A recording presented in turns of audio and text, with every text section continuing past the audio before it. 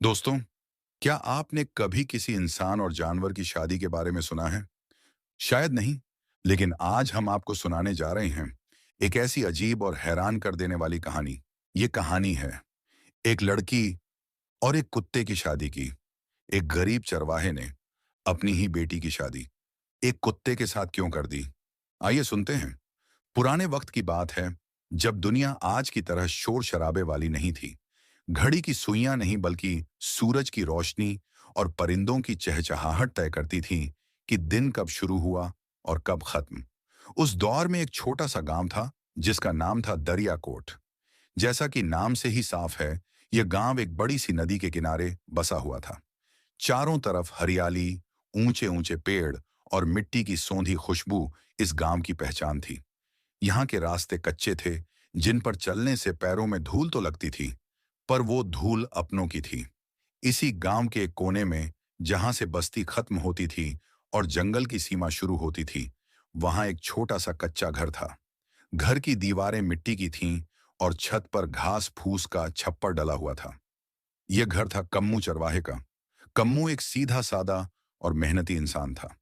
उसका पूरा दिन अपनी भेड़ों और बकरियों के साथ गुजरता था।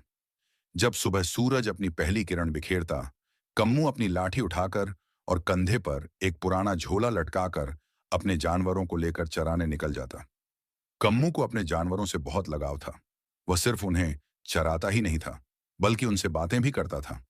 उसे पता था कि कौन सी बकरी कब उदास है और कौन सी भेड़ को भूख ज्यादा लगी है। गांव के लोग कहते थे कि कम्मू के हाथों में जादू है। वो लकड़ी से ऐसे पालने और टोकरियां बनाता था कि देखने वाला देखता रह जाए। पालने बनाना उसका शौक भी था और जुनून भी। जब भी उसे खाली वक्त मिलता, वह लकड़ी के टुकड़ों को तराशने बैठ जाता। उसके बनाए हुए पालने इतने मजबूत और सुंदर होते थे कि लोग दूर दूर से उन्हें देखने आते थे। कम्मू की बीवी का नाम नाजी था। नाजी गांव की सबसे सुलझी हुई और कम बोलने वाली औरतों में गिनी जाती थी। उसकी आंखें हमेशा खामोश रहती थीं और उसके चेहरे पर एक अजीब सा सुकून रहता था। वह घर के कामों में माहिर थी। सुबह जल्दी उठकर आंगन लीपना, मिट्टी के चूल्हे पर रोटियां सेंकना और कम्मू के आने का इंतजार करना उसकी जिंदगी का हिस्सा था। कम्मू और नाजी के बीच बहुत गहरा प्यार था। वे दोनों एक दूसरे की खामोशी को भी समझ लेते थे। लेकिन इस हंसते खेलते घर में एक छोटी सी कमी थी, जो अक्सर दोनों को उदास कर देती थी। उनकी शादी को 5 साल बीत चुके थे, लेकिन उनके आंगन में किसी बच्चे की किलकारी नहीं गूंजी थी। कम्मू अक्सर जब दूसरों के बच्चों को खेलते देखता, तो उसके दिल में एक टीस सी उठती, पर वो नाजी के सामने कभी जाहिर नहीं होने देता था। उसे डर था कि कहीं नाजी को बुरा न लग जाए। वहीं नाजी भी अंदर ही अंदर इस खालीपन को महसूस करती थी, लेकिन वो अपनी ममता को अपने काम और कम्मू की देखभाल में लगा देती थी।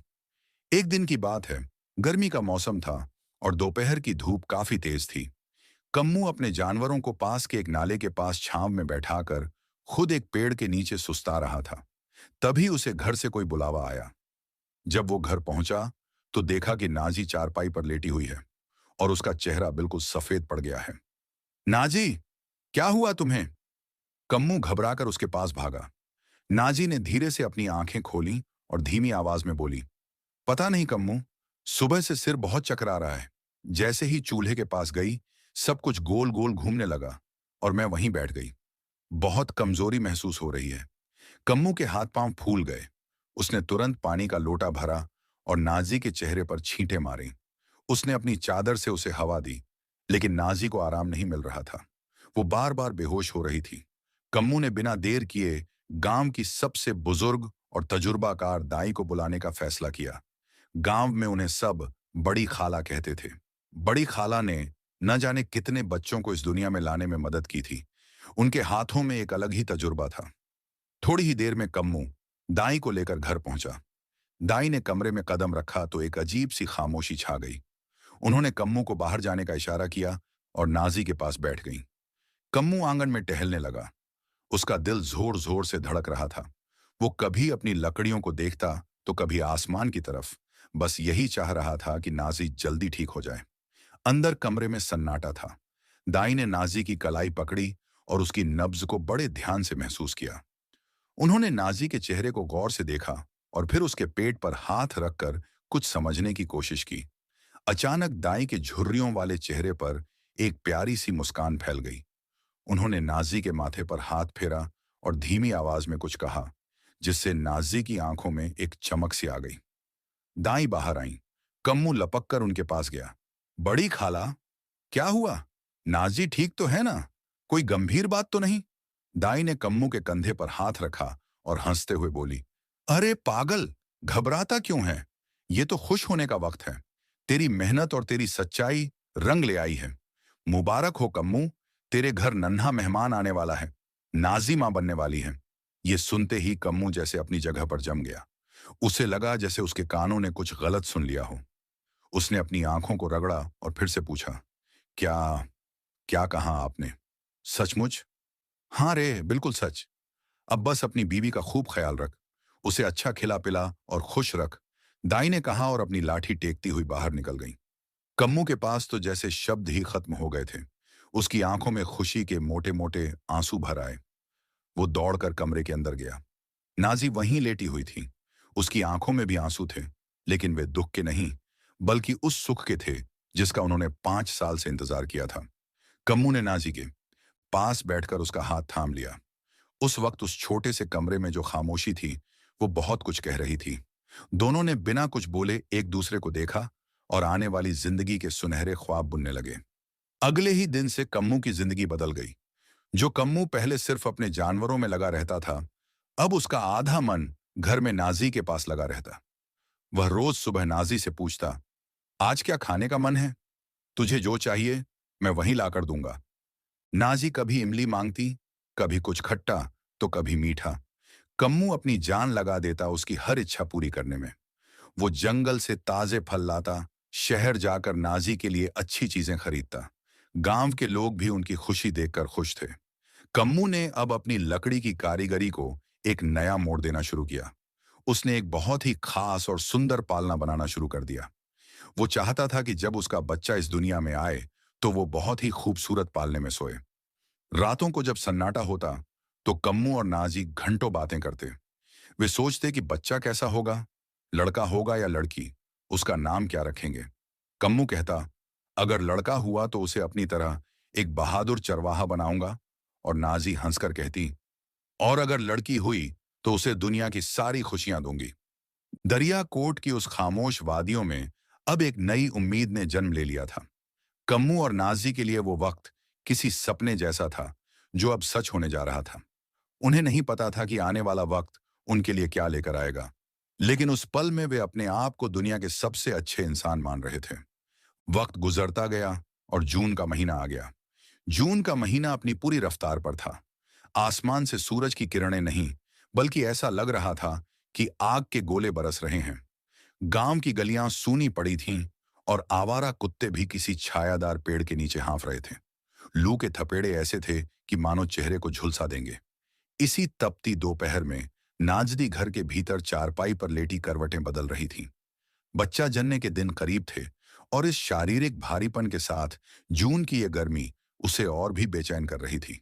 पसीने की बूंदें उसके माथे से टपक कर तकिए को भिगो रही थीं। अचानक उसके मन में एक अजीब सी ललक जागी, ऐसी ख्वाहिश जो उस मौसम के हिसाब से नामुमकिन थी। उसने धीमी आवाज में कम्मू को पुकारा, कम्मू, ओ कम्मू। कम्मू, जो बाहर ओसारे में बैठा अपनी घास काटने वाली मशीन को ठीक कर रहा था, फौरन अंदर आया। उसने नाजी का पसीने से तरबतर चेहरा देखा और परेशानी से पूछा, क्या हुआ नाजी, तबीयत तो ठीक है? पानी लाऊं? नाजी ने नम आंखों से कम्मू की ओर देखा और बड़े लाड़ और जिद के साथ बोली, कम्मू, मेरा दिल हरी हरी ताजी मटर खाने का कर रहा है। बस वही ताजी मटर जो छीलने पर मीठी लगती है। कम्मू एक पल के लिए ठिठक गया।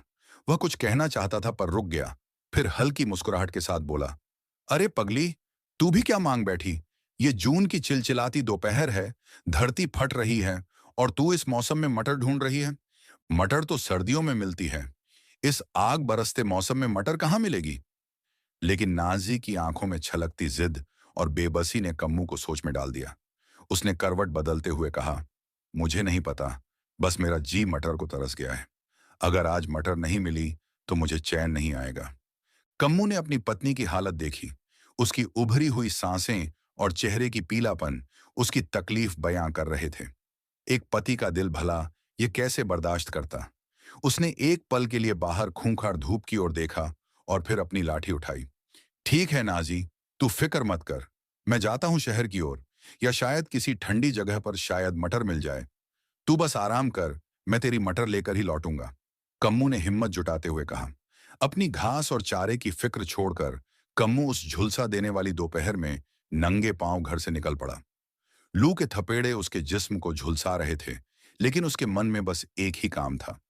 नाजी की वो छोटी सी लेकिन इस मौसम में नामुमकिन सी लगने वाली मटर वाली जिद को पूरा करना। गांव के लोग उसे पागल समझकर अपनी खिड़कियों से देख रहे थे, लेकिन कम्मू की मोहब्बत के आगे वो गर्मी भी शायद आज हार मानने वाली थी। कम्मू की आंखों के आगे सिर्फ अपनी बीवी नाजी का पसीने से भीगा चेहरा घूम रहा था।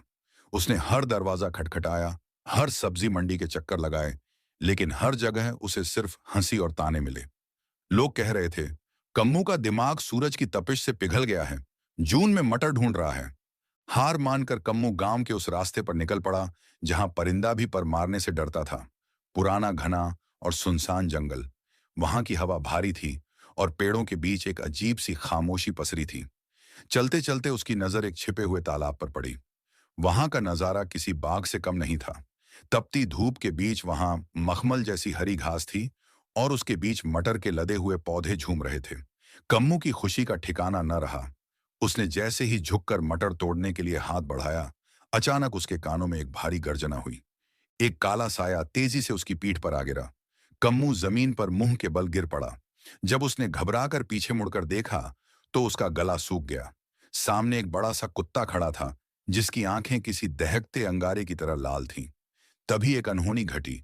उस कुत्ते ने अपना जबड़ा खोला और इंसानी आवाज में बोला, इंसान, तू मेरी मटर चुराने की हिम्मत कैसे कर रहा है? क्या तुझे अपनी जान प्यारी नहीं? कम्मू का जिस्म पत्थर का हो गया।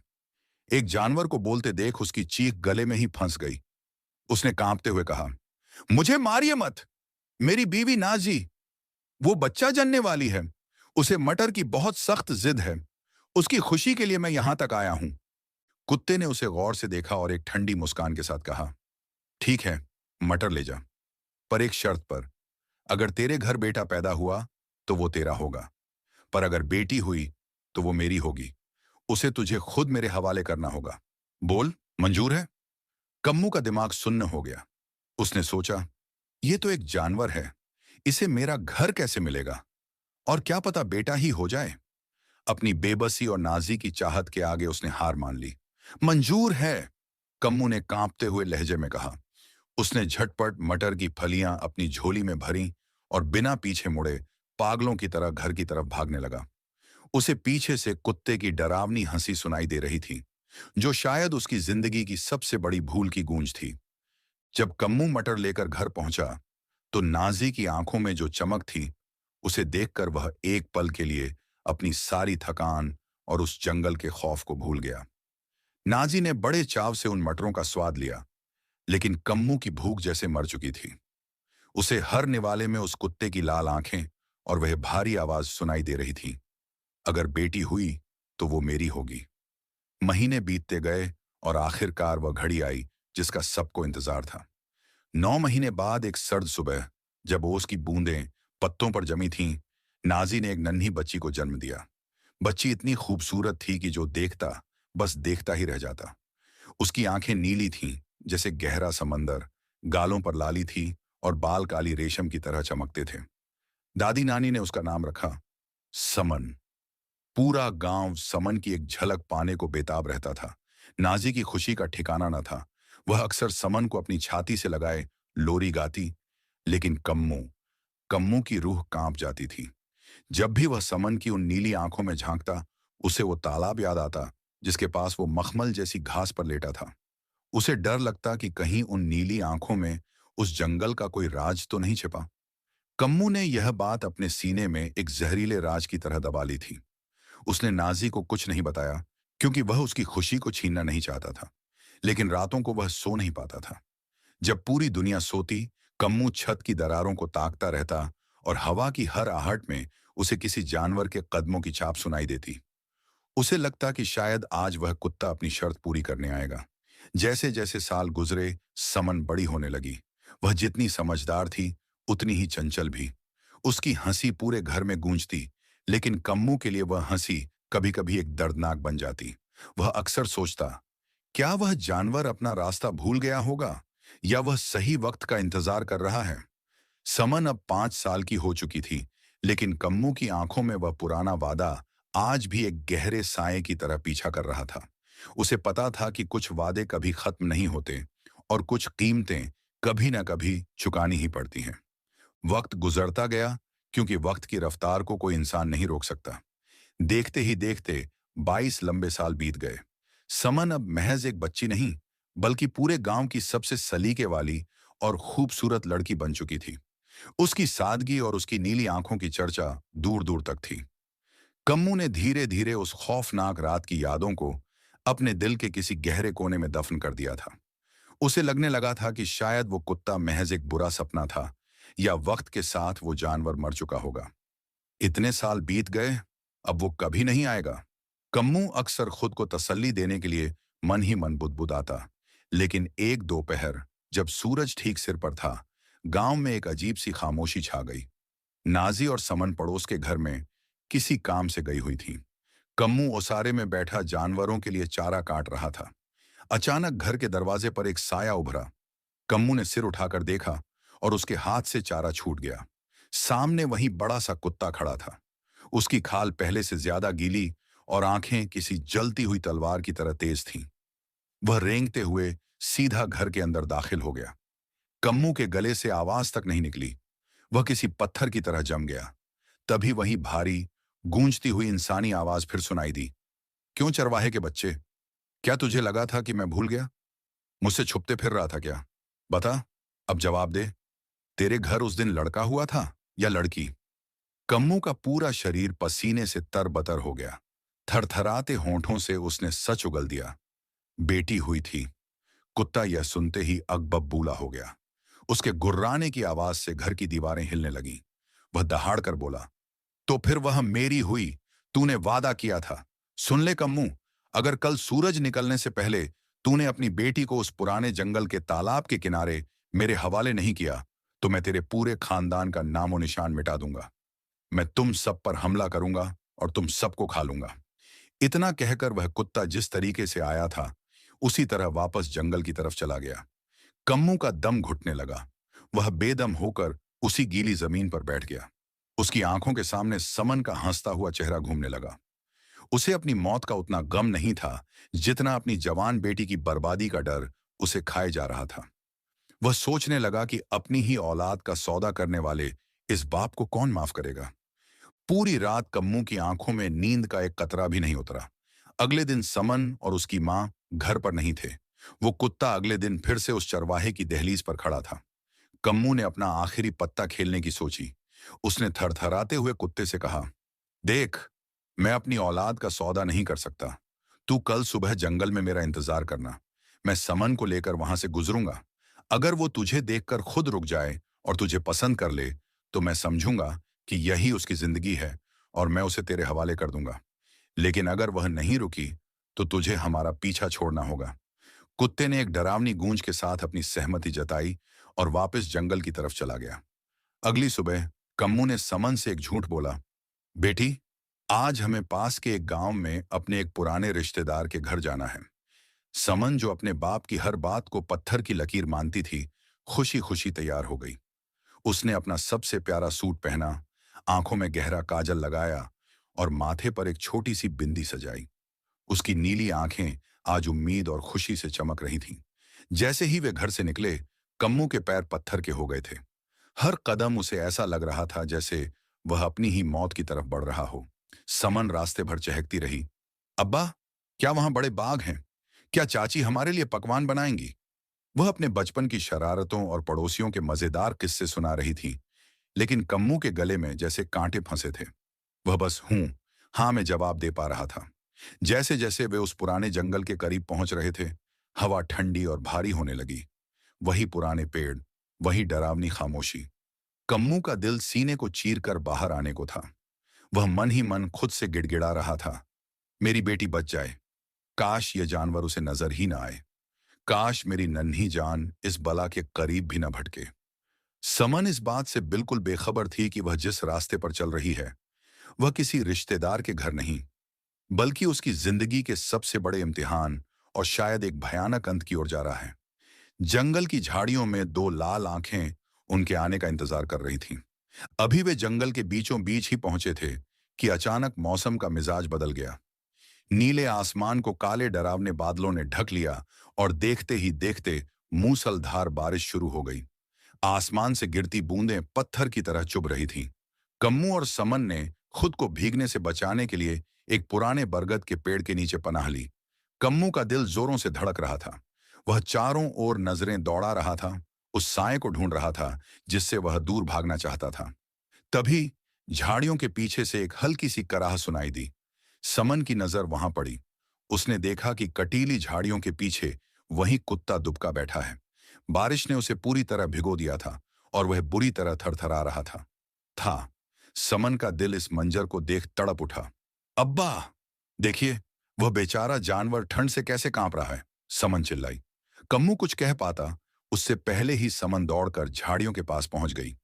उसने एक पल भी नहीं सोचा और अपने सिर से अपनी कीमती नीली ओढ़नी उतारी और बड़े प्यार से उस भीगे हुए कुत्ते के बदन पर डाल दी। कुत्ता टस से मस नहीं हुआ।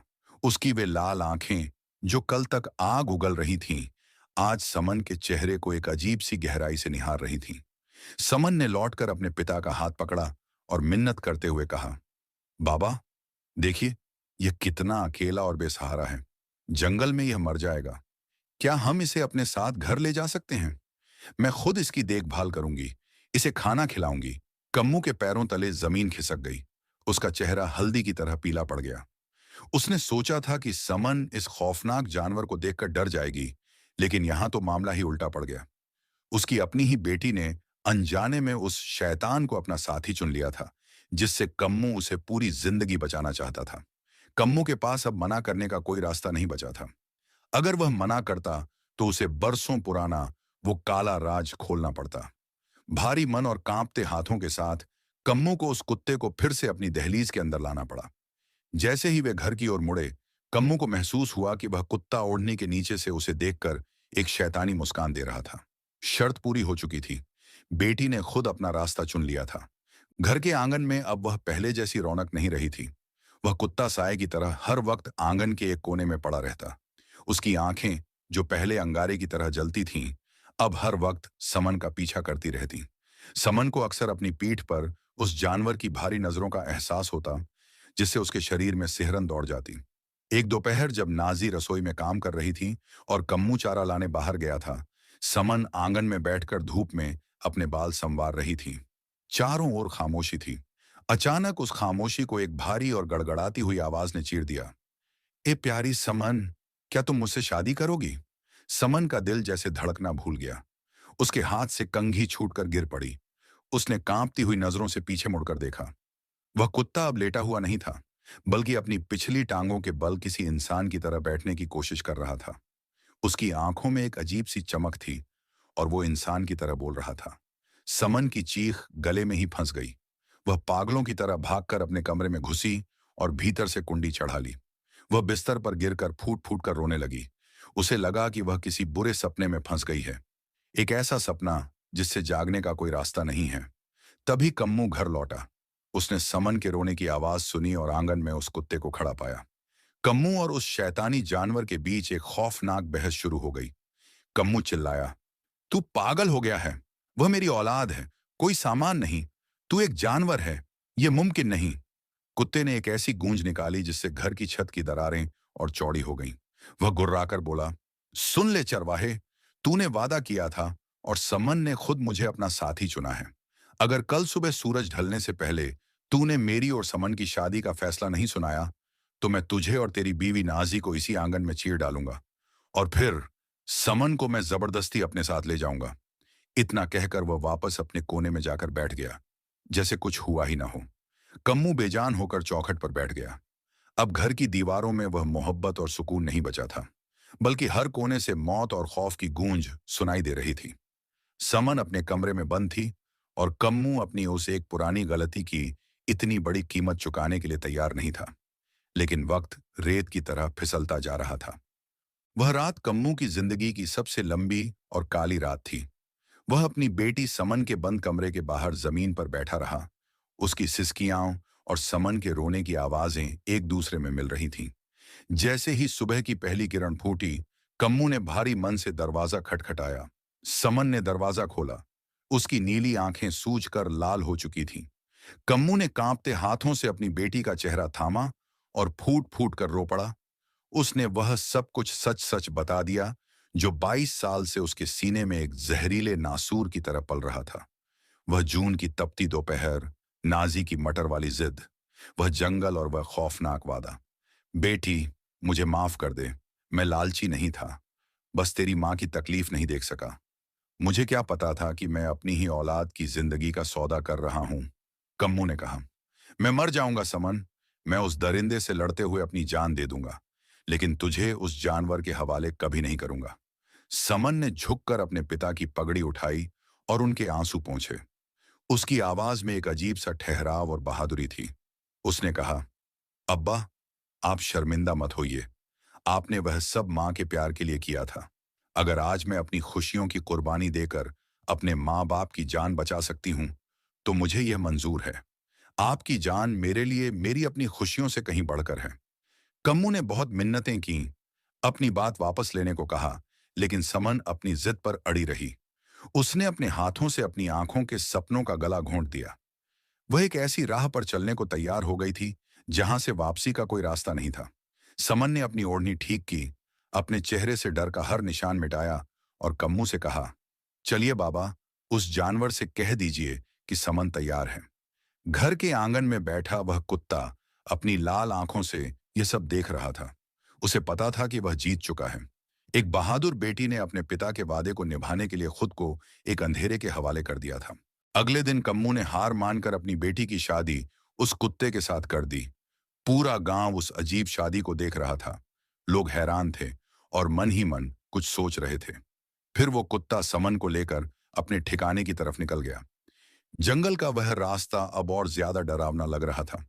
जैसे ही समन ने कांपते कदमों के साथ जंगल की उस घनी झाड़ी को पार किया जिसे मौत का रास्ता समझा जा रहा था, उसकी आंखों के सामने का मंजर ही बदल गया। डरावने पेड़ और खामोशी भरा जंगल पार हुआ और आलीशान शहर नजर आने लगा। उस शहर के बीचों बीच एक खूबसूरत महल खड़ा था, जिसकी दीवारों पर सोने और चांदी की महीन नक्काशी सूरज की रोशनी में जगमगा रही थी। वो कुत्ता, जो अब तक खौफनाक लग रहा था, समन को इशारे से महल के भीतर ले गया। महल के अंदर की चमक देखकर समन की आंखें फटी की फटी रह गईं। मखमली कालीन, हीरों से जड़े झूमर और चारों ओर खड़े दरबारी, ये सब समन के लिए किसी सपने जैसा था। महल के दरबार में एक बूढ़ा बादशाह बैठा था। उसके पास ही दो बहुत ही सुंदर और सजीले नौजवान शहजादे खड़े थे। कुत्ता सीधे उनके पास गया और बादशाह के कदमों में बैठ गया। तभी कुत्ते ने अपनी इंसानी आवाज में बात शुरू की, अब्बा जान, मैं अपना वादा पूरा करके लौटा हूं। फिर उसने समन की ओर मुड़कर समन को बताया कि ये दोनों उसके बड़े भाई हैं। बादशाह ने भारी आवाज में राज खोलते हुए कहा, समन, यह मेरा तीसरा और सबसे छोटा बेटा है। यह अपनी बुरी संगत और जादू टोने के शौक की वजह से इस हाल में पहुंचा था। इसके इन गलत कामों की सजा के तौर पर मैंने इसे महल से निकाल दिया था। बादशाह ने आगे बढ़ते हुए ऐलान किया कि आज मेरे तीनों बेटों के पास उनकी हमसफर यानी बहुएं मौजूद हैं। अब वक्त आ गया है कि तुम तीनों अपने अपने महलों में जाकर अपने घर बसाओ। समन यह सब देखकर पूरी तरह हैरान थी। जहां एक तरफ उसे अपनी जान बचने की खुशी थी, वहीं दूसरी तरफ उसका दिल एक गहरे दुख से भर गया।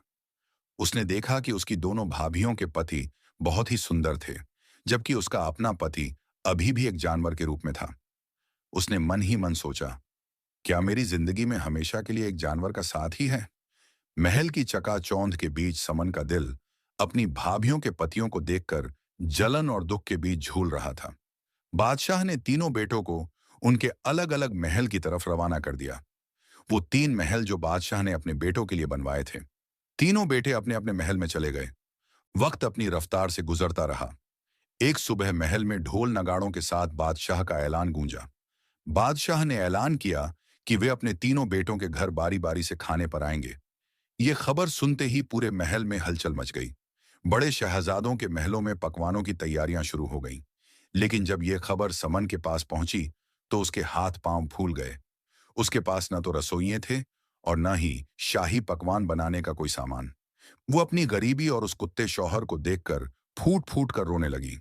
तभी कुत्ते ने अपना सिर उठाया और बड़े धीमे लहजे में कहा, समन, घबराओ मत। इस नदी के किनारे, जहां पुराने बरगद की जड़ें पानी को छूती हैं, वहां एक टोकरी छिपी है। तुम जो भी पकवान खाना चाहती हो, उसका नाम एक कागज पर लिखकर उस टोकरी में डाल देना। वो सामान फौरन हाजिर हो जाएगा। समन की उम्मीद जाग उठी। वो चुपके से नदी किनारे पहुंची। उसने कागज के टुकड़ों पर शाही कोरमा, बिरयानी और फिरनी जैसे पकवानों के नाम लिखे और टोकरी में डालने लगी।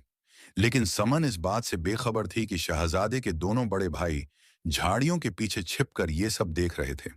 उनके दिलों में नफरत की आग भड़क उठी। उन्हें लगा कि अगर समन ने बादशाह को बेहतरीन दावत दे दी तो बादशाह खुश होकर अपनी सारी सल्तनत और जायदाद इस छोटे भाई और उसकी बीवी के नाम कर देंगे। हमें इसे रास्ते से हटाना होगा।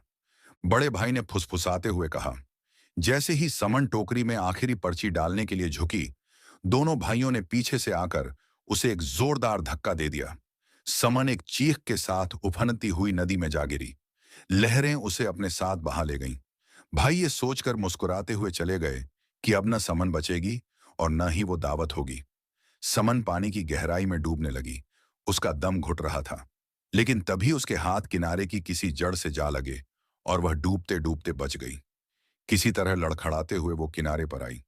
नदी के बर्फीले पानी से निकलकर समन जब लड़खड़ाते कदमों से महल वापस पहुंची तो उसका जिस्म ठंड से कांप रहा था। वह भीगी हुई थी और उसके दिल में अभी भी उन गद्दार भाइयों का खौफ था। उसने सोचा था कि वह जाकर अपने उस कुत्ते रूपी पति को यह सब बताएगी। लेकिन जैसे ही उसने महल के बरामदे में कदम रखा, उसके होश उड़ गए। वहां वो कुत्ता कहीं नहीं था। उसकी जगह एक बेहद लंबा और हसीन नौजवान खड़ा था। उसने रेशमी शाही लिबास पहना था और उसकी आंखों में वही गहराई थी जो उस कुत्ते की आंखों में हुआ करती थी। समन डर के मारे पीछे हटी, लेकिन उस नौजवान ने बड़े प्यार से कहा, डरो मत समन, मैं तुम्हारा वही हमसफर हूं जिसे तुम अब तक एक जानवर समझती रही हो। समन की आंखों में हैरानी के आंसू आ गए। शहजादे ने पास आकर उसके भीगे हुए सिर पर हाथ रखा और बताया, समन, वो नदी मामूली नहीं थी। उस जादूगरनी ने शर्त रखी थी कि जब कोई इंसान मेरे लिए अपनी जान जोखिम में डालेगा और उस नदी के पानी में गिर जाएगा, तभी मैं इंसान बन सकूंगा। जैसे ही तुम नदी में गिरी, मेरा वो जानवर का शरीर राख बन गया और मैं वापस अपनी असली शक्ल में आ गया। समन की खुशी का कोई ठिकाना न रहा। जिस शौहर को वो केवल अपनी मजबूरी समझ रही थी, वो आज सुंदर शहजादा बनकर उसके सामने खड़ा था। उसे अपनी सारी पुरानी तकलीफें, वो जंगल का सफर और वह डरावनी रातें अब एक छोटे से सपने की तरह लगने लगीं। तभी बादशाह के आने का वक्त हो गया। शहजादा बाजार से जाकर अच्छा अच्छा खाने पीने का सामान लाया। जब बादशाह ने छोटे बेटे के महल में कदम रखा तो वह अपने बेटे को असली रूप में देखकर और समन की खातिरदारी से बेहद खुश हुए। बाकी दोनों भाई और उनकी पत्नियां ये देखकर जल भुन गए कि जिसे वे मर चुका समझ रहे थे, वो न केवल जिंदा है बल्कि अब सबसे खूबसूरत शहजादा बन चुका है। उस रात महल की दीवारों में खौफ की गूंज नहीं, बल्कि खुशियों और मोहब्बत की महक थी। महल में खुशियों का माहौल था, लेकिन बड़े शहजादों के कमरों में दुख छाया हुआ था। वे अपनी खिड़कियों से छोटे भाई और समन को बाग में टहलते हुए देखते तो उनके सीने पर सांप लौटने लगते। उन्हें डर था कि अब बादशाह छोटे भाई को ही अपना बादशाह बना देंगे। एक शाम जब शहजादा दरबार के किसी काम से बाहर गया हुआ था, दोनों भाइयों ने समन को अकेला पाकर उसे घेर लिया। उन्होंने अपने चेहरों पर झूठी परेशानी और हमदर्दी के नकाब ओढ़ रखे थे। भाभी, हमें आपसे एक बहुत जरूरी बात करनी है, बड़े भाई ने धीमी और गंभीर आवाज में कहा। समन, जो सबको अपना ही समझती थी, भोली बनकर बोली, कहिए भाईजान, क्या बात है? दूसरे भाई ने फुसफुसाते हुए कहा, देखो भाभी, हमारा भाई अब इंसान तो बन गया है, लेकिन उसका वो पुराना कुत्ता रूप अभी भी खत्म नहीं हुआ है। वो कुत्ते की खाल अभी भी इस महल के किसी कोने में छिपी है। अगर वो खाल सलामत रही तो किसी भी रात जादू का असर वापस हो सकता है और शहजादा फिर से हमेशा के लिए कुत्ता बन सकता है। समन का चेहरा डर के मारे सफेद पड़ गया। उसने कांपते हुए पूछा, तो इसका कोई इलाज नहीं है?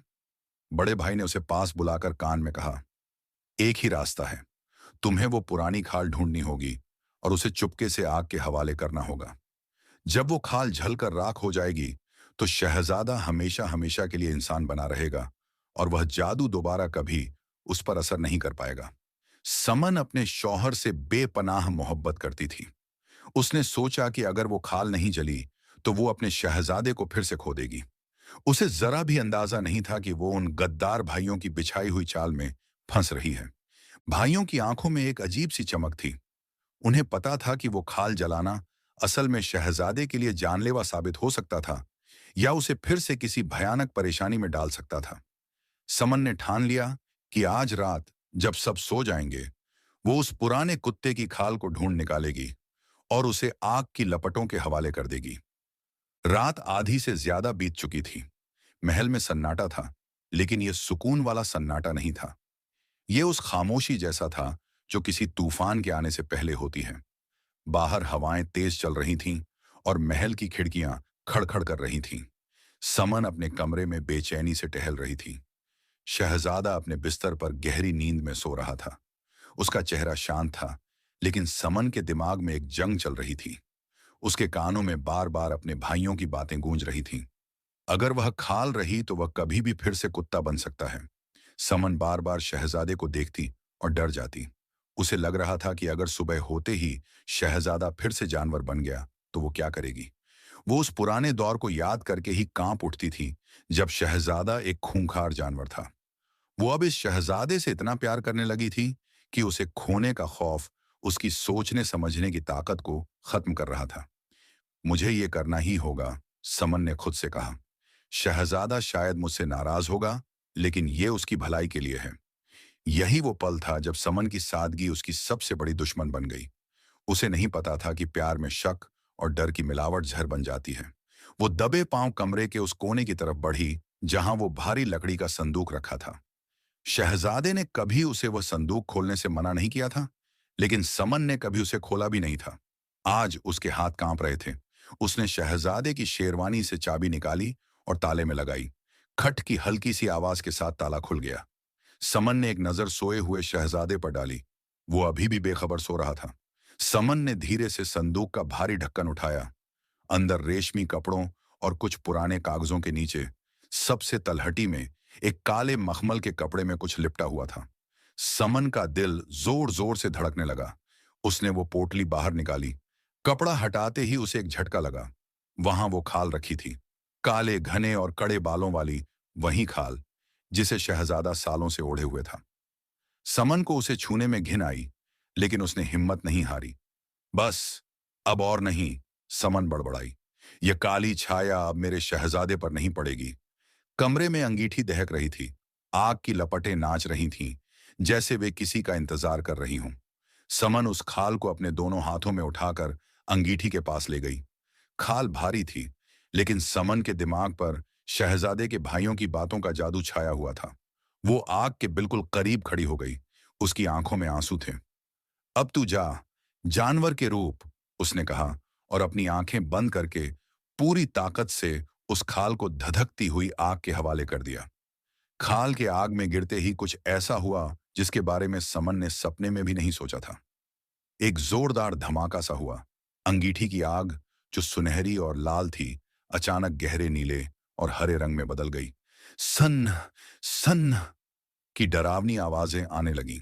खाल से काला धुआं निकलने लगा, जिसमें से जले हुए मांस और जादू की बदबू आ रही थी। समन डर कर पीछे हट गई। उसे लगा कि उसने कुछ गलत कर दिया है, लेकिन अब बहुत देर हो चुकी थी। खाल आग पकड़ चुकी थी। तभी कमरे की फिजा बदल गई। बिस्तर पर सो रहे शहजादे ने अचानक एक ऐसी दर्दनाक चीख मारी कि महल की दीवारें थर्रा उठीं। आ हा हा हा हा हा हा। समन का कलेजा मुंह को आ गया। वो दौड़ी हुई बिस्तर की तरफ गई। शहजादे, क्या हुआ? लेकिन जो मंजर उसने देखा, उसे देखकर उसकी रूह कांप गई। शहजादा बिस्तर पर तड़प रहा था, लेकिन वो सिर्फ दर्द से नहीं तड़प रहा था। उसके जिस्म से आग की लपटें निकल रही थीं। जिस तरह अंगीठी में वो खाल जल रही थी, ठीक उसी तरह। समन, ये तुमने क्या किया? शहजादा चीखा। उसकी आवाज में इतना दर्द था कि समन के कान सुन्न हो गए। शहजादा बिस्तर से नीचे गिर गया। वो फर्श पर लौटने लगा। उसका सुंदर चेहरा लाल अंगारे जैसा हो गया था। उसके कपड़े धधक रहे थे। समन पागलों की तरह उसे बुझाने की कोशिश करने लगी। उसने पानी का जग उसके ऊपर उड़ेला, कंबल डाला, लेकिन ये आग बुझने वाली नहीं थी। समन रोते हुए चिल्लाई, मुझे माफ कर दो शहजादे। मैंने सोचा था कि खाल जल जाएगी तो आप हमेशा के लिए इंसान बन जाएंगे। आपके भाइयों ने कहा था। मूर्ख लड़की, शहजादे ने कराहते हुए कहा। तुमने मेरे भाइयों पर भरोसा किया। वो खाल मेरी जिंदगी थी। जब तक वो पूरी तरह बेजान नहीं हो जाती, उसे जलाना मतलब मेरी मौत। तुमने उस खाल को नहीं, मेरे वजूद को आग लगा दी है। शहजादा अब खड़ा हो गया था। उसका पूरा जिस्म कांप रहा था। आग उसे अंदर और बाहर दोनों तरफ से जला रही थी। उसे महल की दीवारों से, हवा से, हर चीज से जलन हो रही थी। मैं यहां नहीं रह सकता, शहजादे ने हाँफते हुए कहा। यह गर्मी मुझे मार डालेगी। मुझे ठंडक चाहिए। मुझे वापस जंगल जाना होगा। शहजादे ने खिड़की से छलांग लगा दी। वो नीचे बगीचे में गिरा और फिर उठकर जंगल की तरफ तेज रफ्तार से भागा। समन बालकनी में खड़ी होकर उसे देखती रही। घने अंधेरे में वो एक भागती हुई आग की लकीर जैसा दिख रहा था। वह लकीर दूर होती गई, जंगल के पेड़ों के बीच से गुजरती हुई, और दूर और दूर। उसकी चीखें अभी भी हवा में गूंज रही थीं। आखिरकार वह रोशनी जंगल के अंधेरे में कहीं ओझल हो गई। समन वहीं बालकनी के फर्श पर गिर गई। उसका जिस्म सुन्न पड़ चुका था। उसकी आंखों के सामने अभी भी वो मंजर नाच रहा था। उसने अपने हाथों को देखा। ये वही हाथ थे जिन्होंने उस खाल को आग में डाला था। मैंने ये क्या कर दिया? मैंने अपने ही हाथों से अपने शौहर को जला दिया। समन ने जोर से अपना सिर जमीन पर पटका। तभी कमरे के दरवाजे पर आहट हुई। वहां उसके शौहर के दोनों बड़े भाई खड़े थे। उनके चेहरों पर एक शैतानी मुस्कान थी। उन्होंने शहजादे को भागते हुए देख लिया था। अरे भाभी, बड़े शहजादे ने झूठी हमदर्दी दिखाते हुए कहा। यह क्या हो गया? शहजादा कहाँ गया? हमने तो बस खाल जलाने को कहा था। आपने तो भाई को ही भगा दिया। समन ने पलटकर उन्हें देखा। उसकी आंखों में अब आंसू नहीं, बल्कि खून उतर आया था। उसे समझ आ गया था कि उसे मोहरा बनाया गया है। तुम लोग जानवर हो, समन चिल्लाई। तुमने मुझे धोखा दिया। तुमने मेरे शहजादे को मुझसे छीना है। छोटा शहजादा हंसा। हमने तो बस सलाह दी थी। माचिस तो तुमने जलाई समन, आग तुमने लगाई। अब सारी उम्र इस खाली महल में बैठकर अपनी गलती पर रोती रहना। वे दोनों हंसते हुए वहां से चले गए।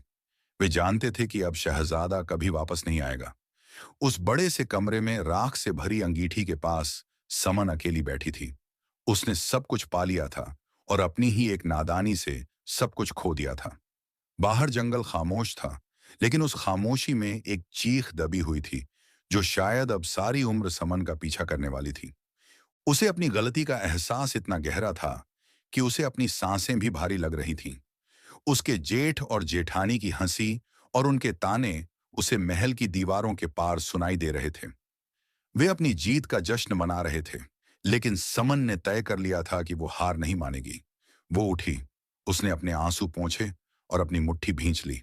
मैंने अपने हाथों से उसे खोया है, उसने दीवार से बात करते हुए कहा। तो मैं ही उसे ढूंढ कर लाऊंगी, चाहे मुझे पूरी दुनिया छान मारनी पड़े, चाहे मेरी जान चली जाए। मैं अपने शहजादे को वापस लाऊंगी और उनसे माफी मांगूंगी। समन ने महल के शाही कपड़े उतार दिए। उसने वही साधारण से कपड़े पहने जो वह जंगल से आते वक्त लाई थी। उसने पैरों में जूते भी नहीं पहने, क्योंकि वह खुद को सजा देना चाहती थी। बिना किसी को बताए, बिना कुछ साथ लिए, वह उस महल से बाहर निकल गई और उसी घने जंगल की तरफ दौड़ पड़ी जहां शहजादा गया था। समन जंगल में पागलों की तरह भटकने लगी। वो हर पेड़, हर झाड़ी के पीछे देखती और चिल्लाती, शहजादे, शहजादे, मुझे माफ कर दीजिए, वापस आ जाइए। लेकिन जवाब में सिर्फ हवाओं की साई साई और जंगली जानवरों की आवाजें आती। दिन बीतते गए। समन के पैरों में छाले पड़ गए और फिर फूटकर उनसे खून बहने लगा। झाड़ियों ने उसके पैर फाड़ दिए। उसे भूख और प्यास का कोई होश नहीं था। वह बस चलती जा रही थी, कभी गिरती, फिर उठती और फिर चलने लगती। उसका गोरा रंग धूप में झुलस गया था। बाल बिखर गए थे। वो अब कोई शहजादी नहीं, बल्कि एक पागल लग रही थी। उसने खुद से वादा किया था, जब तक शहजादा नहीं मिलेगा, मैं रुकूंगी नहीं। जंगल के जानवर भी शायद उसके दुख को समझ गए थे, इसलिए किसी ने उसे नुकसान नहीं पहुंचाया। एक दोपहर जब समन थकान से चूर होकर एक पेड़ के नीचे गिरने ही वाली थी, उसे थोड़ी दूर पर एक छोटी सी झोपड़ी दिखाई दी। वह रेंगते हुए वहां तक पहुंची। झोपड़ी के बाहर एक बहुत ही बुजुर्ग आदमी बैठे थे।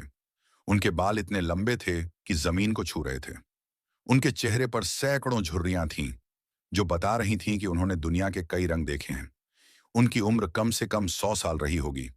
बुजुर्ग ने समन को देखा और अपनी धुंधली आंखों से पहचानते हुए बोले, आ गई बेटी। मैं जानता था कि कोई ना कोई उस जलती हुई रूह के पीछे जरूर आएगा। समन ने जब यह सुना तो कहने लगी, बाबा, क्या आपने उन्हें देखा है? मेरे शहजादे को? वो जल रहे थे। वह बहुत दर्द में थे। समन रोते हुए बोली। बुजुर्ग ने उसे पानी पिलाया और सिर पर हाथ फेरा। हाँ बेटी, मैंने उसे देखा है। बुजुर्ग ने अपनी लकड़ी उठाई और उत्तर दिशा की तरफ इशारा किया। यहां से कुछ कोस दूर घने पहाड़ों के बीच एक झील है। उस झील के किनारे नीली जड़ी बूटी है। वह हर तरह की जलन और जख्म को ठीक कर देती है। वह वहीं गया है अपनी आग बुझाने, लेकिन रास्ता बहुत कठिन है। समन खड़ी हो गई। उसकी आंखों में एक नई चमक आ गई थी। रास्ता चाहे कैसा भी हो बाबा, मैं जाऊंगी। आपका बहुत बहुत शुक्रिया। समन ने फिर से दौड़ना शुरू किया। बुजुर्ग का बताया रास्ता वाकई मुश्किल था। नुकीले पत्थर और कांटेदार झाड़ियां थीं, लेकिन समन को अब कोई दर्द महसूस नहीं हो रहा था। उसे बस अपनी मंजिल दिखाई दे रही थी। शाम होते होते वो पहाड़ों के बीच पहुंची। वहां नीचे घाटी में उसे एक झील दिखाई दी। झील का पानी बिल्कुल शांत और फिरोजी रंग का था। वहां ठंडक थी। किनारे पर नीली जड़ी बूटी थी। समन ने धीरे धीरे झील की तरफ कदम बढ़ाए। उसकी धड़कनें रुकी हुई थीं। तभी उसने देखा, झील के किनारे एक बड़े पत्थर की ओट में कोई लेटा हुआ था। वह शहजादा था। उसका शरीर बुरी तरह झुलस गया था। वो कराह रहा था। वो कभी पानी अपने ऊपर डालता तो कभी दर्द से तड़पने लगता। उसके सुंदर चेहरे पर भी जलने के निशान थे। समन का दिल फट गया। यह सब मेरी वजह से हुआ है, उसने सोचा। वह दौड़कर उसके पास गई। शहजादे! शहजादे ने आवाज सुनी। उसने मुश्किल से अपनी आंखें खोली। उसे लगा शायद यह उसका धोखा है। समन, उसने दर्द भरी और कमजोर आवाज में पूछा, तुम यहां क्यों आई हो? मुझे जलाने के बाद अब क्या मेरी राख देखने आई हो? वह उसके पास बैठ गई। उसे माफी मांगी। फिर नीली जड़ी बूटी का लेप बनाया और बहुत हल्के हाथों से शहजादे के जख्मों पर रखने लगी। नहीं शहजादे, ऐसा मत कहिए। समन रो रही थी और साथ साथ उसके जख्म साफ कर रही थी। मैं आपको मारने नहीं, आपको बचाने आई हूं। मुझसे बहुत बड़ी गलती हुई, लेकिन मेरा इरादा गलत नहीं था। समन ने जंगल की जड़ी बूटियां पीसकर शहजादे के घावों पर लेप लगाया। वो पूरी रात उसके सिरहाने बैठी रही। उसे हवा करती रही। उसे पानी पिलाती रही। उसने अपनी सुध बुद्ध खो दी थी।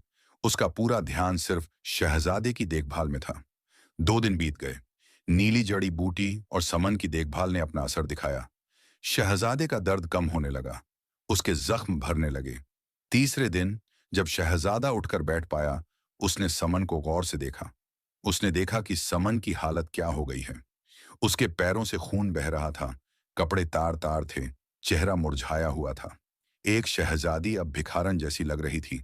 शहजादे का दिल पिघल गया। उसे समझ आ गया कि कोई भी इंसान इतना दर्द तभी उठा सकता है जब उसके दिल में सच्चा प्यार हो। समन शहजादे के पास बैठ गई और फूट फूट कर रोने लगी। मुझे माफ कर दीजिए। आपके भाइयों ने मुझसे झूठ बोला था। उन्होंने कहा था कि अगर खाल जला दी तो आप हमेशा के लिए इंसान बन जाएंगे। मैं डर गई थी कि कहीं आप फिर से कुत्ता न बन जाएं। मैं नादान थी। मैं बहकावे में आ गई। मुझे सजा दीजिए, लेकिन मुझसे नफरत मत कीजिए। शहजादे ने समन को उठाया और उसे अपने सीने से लगा लिया। समन, बस करो। तुम्हारे आंसू मेरे लिए मरहम बन गए हैं। मैं जानता हूं कि तुम भोली हो। मेरे भाइयों ने तुम्हारी सादगी का फायदा उठाया। मैंने देख लिया कि तुम मेरे लिए जंगल जंगल भटकी हो। अपने पैरों को लहूलुहान कर लिया।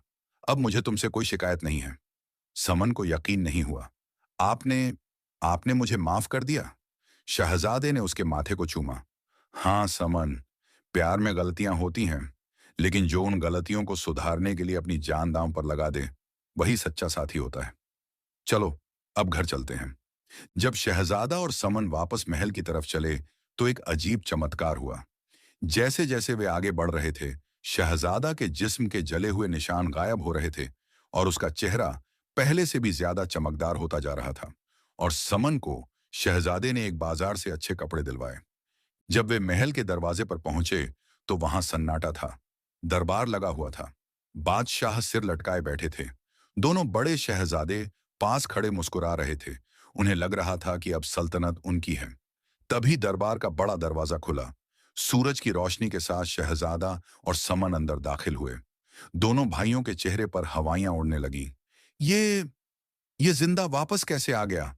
वे कांपने लगे। बादशाह ने सिर उठाया और अपने बेटे को सही सलामत देखकर खुशी से खड़े हो गए।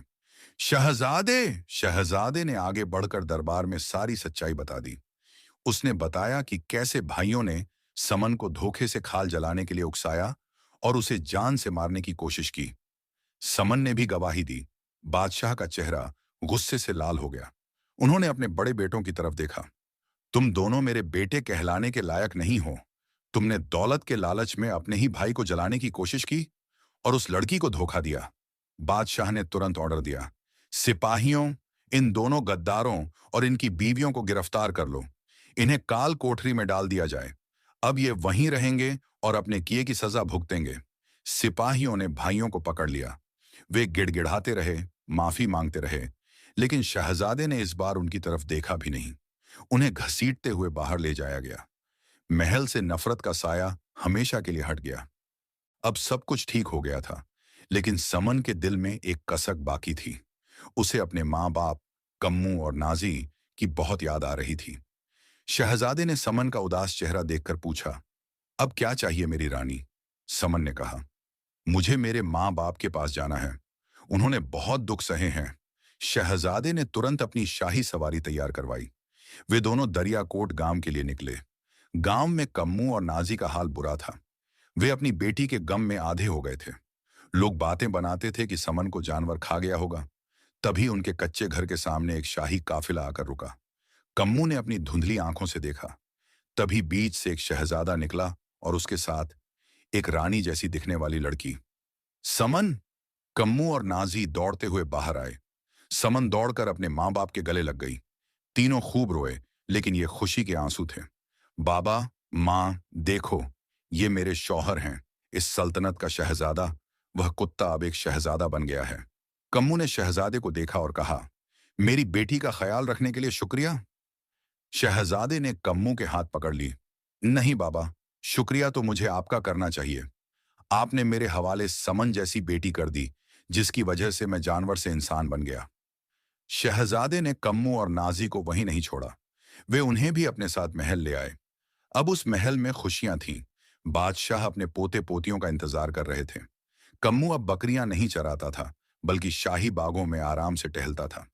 नाजी को अब चूल्हा नहीं फूंकना पड़ता था। समन और शहजादे ने अपनी बाकी जिंदगी आराम से बिताई। आज की वीडियो में इतना। आप किस जगह से हमारी वीडियो देख रहे हैं? नीचे लिखकर जरूर जाएं। शुक्रिया।